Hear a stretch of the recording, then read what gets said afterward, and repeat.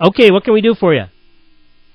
I recently sold a pickup truck to a guy 2 months ago for $1,000 cash, and I signed the title, and I gave him the title, and I made the mistake of not making a copy of it. I just gave him the title.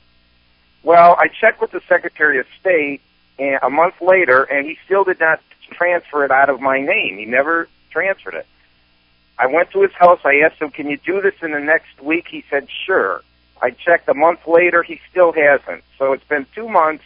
It's still in my name. What can I do to force him to put it in his name? You know, this is a typical problem. I know, Justin, you've had a lot to do with cars in the past.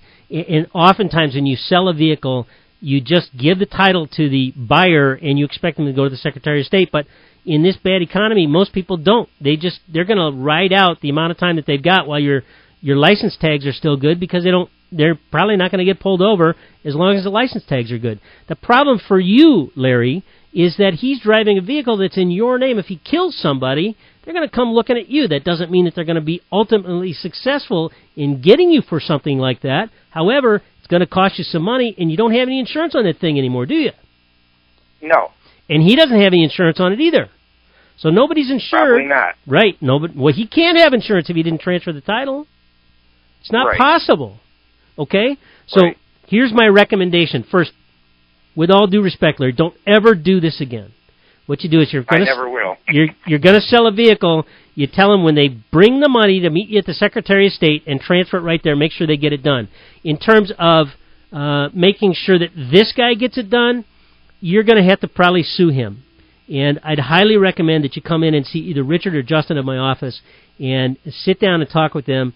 It's going to be somewhat expensive for you, but not terribly, and it's something that is worthwhile doing, and it's important for you to do. And the reason why is because you want to limit your liability on the circumstance. He's out driving your vehicle in your name. You have no idea what he's doing with it. If he wrecks that vehicle and leaves it in, some store window in, say, like Somerset or something like that, and then takes off, there's no record that he owns that vehicle. Guess whose door the police are going to knock on?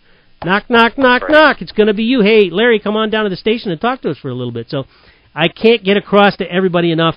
Don't ever do what Larry did, and I'm sure Larry will never do it again. But lots and lots and lots of people do it. So, Larry, thanks for calling the Law Show. Give us a call at the office at 866-66-LAWYER. We'll clean it up, I promise. 866-66-LAWYER.